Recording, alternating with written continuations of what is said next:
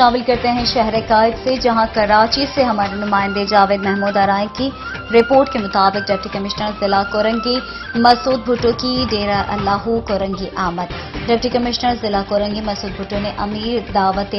ذکر و فکر پیر طریقت رہبر شریعت عالمی مبلغ اسلام الحاج حضرت خواجہ محمد یوسف نقشبندی مجددی مہروی سے ملاقات کی۔ ڈپٹی کمشنر ضلع کورنگی مسعود بھٹو کا کہنا ہے کہ حضرت خواجہ محمد یوسف نقشبندی مجددی مہروی سے روحانی فیض لینے آیا ہوں۔ اللہ والوں سے مل کر دلی سکون حاصل ہوتا ہے۔ الحاج حضرت خواجہ محمد یوسف نقشبندی مجددی مہروی نے ڈپٹی کمشنر ضلع کورنگی کو آنے والی محفل میلاد مصطفیٰ صلی اللہ علیہ وسلم میں شرکت کی دعوت پیش کی، جو ڈپٹی کمشنر ضلع کورنگی مسعود بھٹو نے بخوشی قبول کی۔ اس موقع پر امیر دعوت ذکر و فکر پیر طریقت رہبر شریعت عالمی مبلغ اسلام الحاج حضرت خواجہ محمد یوسف نقشبندی مجددی مہروی اور ڈپٹی کمشنر ضلع کورنگی مسعود بھٹو نے عوام کو پولیو کے حوالے سے پیغام دیتے ہوئے کہا کہ وہ لازمی اپنے پھول جیسے بچوں کو پولیو کے ٹیکے لگوائیں تاکہ آپ کا بچہ پولیو جیسی مہلک بیماری سے محفوظ رہ سکے۔